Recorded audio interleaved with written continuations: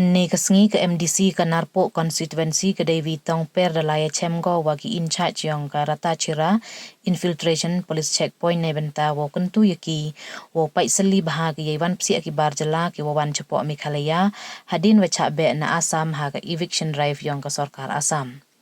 Ke Deiwi de yok ke lek ya kelam wa second in charge yang ke ni ke check post wo ya perlu yumud hajrong kamon ukure elang ne benta wan ra ya ke chong-chongan ke jylla kamtam wa gani tok ke thany wa ha national highway wa penyabi ya ke Assam wa ke Meghalaya. Nei liang ke Deiwi de kyntu jor ke ya ke bakre heni wo paj benia ya ke kot ke sela yang ke bar jylla ki wawan kam jo lek wo pen un biang ya ke kot sela wo pen sekiat bah wa ki tok ke wa chong-chonong kari India. Nei liang ki bakre ke ni ke checkpoint dak hana ki bada seli ya ki bro wana Assam lang ba ki epic adhar wa ki birth certificate nei benta ki khana khian wo pen sekiat wa ki tok ki wa chong-chonong wa pura ke India. Oh, kan? Ada nggak? Oh,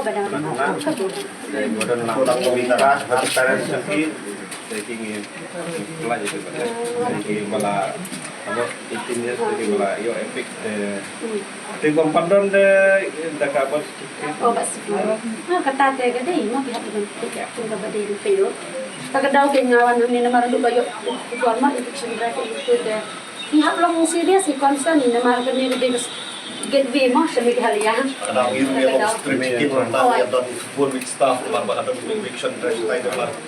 you say get Kan dia ya. Kadang bumbiang lagi ikut bisa biar. Ngai rasnya obat dia perform dia ni tambah rumah kembali nanti area nasional banyak kendu banyak discuss banyak aku beri banyak tu hatam tak jenak kami. Marba kapa mahal yang ni. Tak kesini kedai kesini bangawan jadi infiltration tas rasa get mah. Kaya ba kadaw bangawan kalong ban ya kendu kini ke officer sang ni dapat taban discuss betki halor kini ka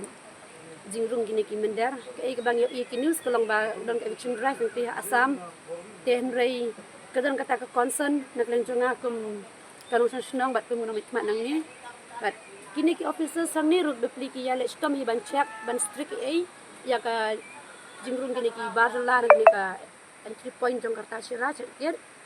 kila tristom hi tengarunga kermen hiba kenam don menu kila kibar jylla ki bakam kotam sela ban yorung Meghalaya